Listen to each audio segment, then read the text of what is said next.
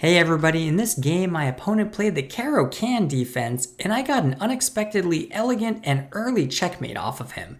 I'm playing the white pieces, he plays a Caro Kann't defense, and the basic idea here is if I take this pawn and he recaptures, he'll essentially have traded a non-center pawn for one of my center pawns, and that's obviously in his advantage. So instead I just push my pawn, he develops his bishop, and I'm happy to just solidify my center here. I do expect he's going to eventually push this pawn to attack my center pawns more. And sure enough, this move here is kind of a precursor to doing that.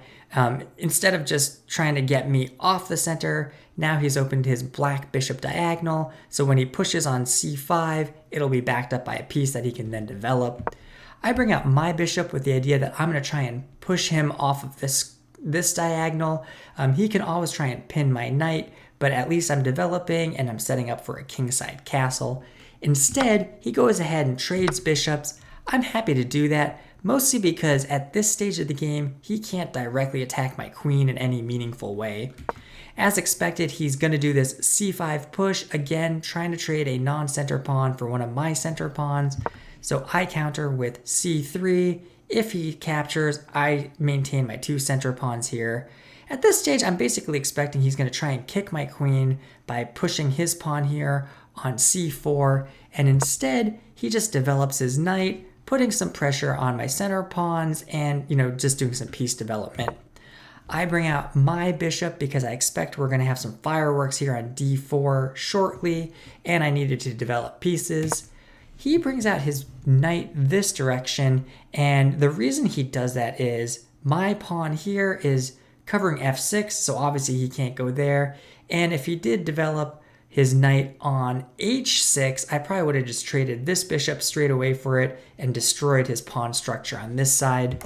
I'm happy to take advantage of the tempo advantage and just castle. I feel very solid with my kingside castle structure.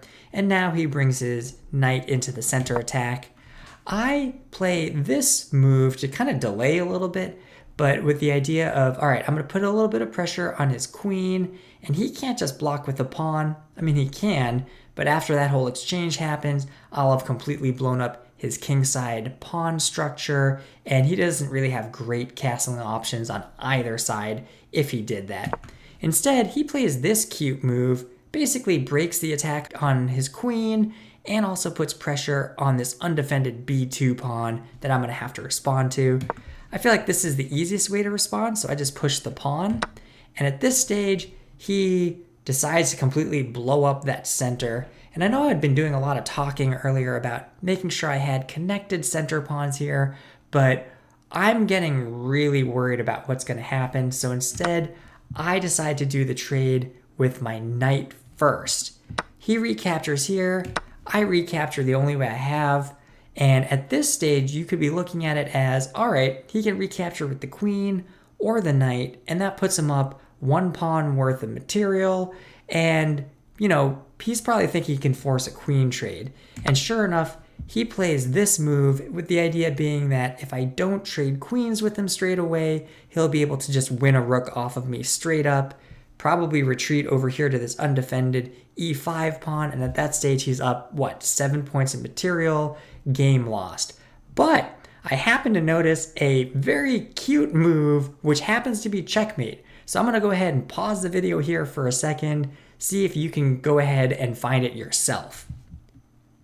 So yeah, hopefully you paused and skipped ahead and you found it. This felt like kind of like one of those chess.com puzzles, but sure enough, sliding my queen over here to b5 is checkmate because he has no way of blocking it with any of his pieces, and this bishop is cutting off his only retreat square. So what's that, move 14? I thought that was one of my more elegant, more fun checkmates. Definitely feel like I caught him by surprise. Anyway, let me know in the comment section what you thought of that checkmate, or what you think of the Caro Kann't defense. Anyway, thanks for watching, and I'll see you all in the next video.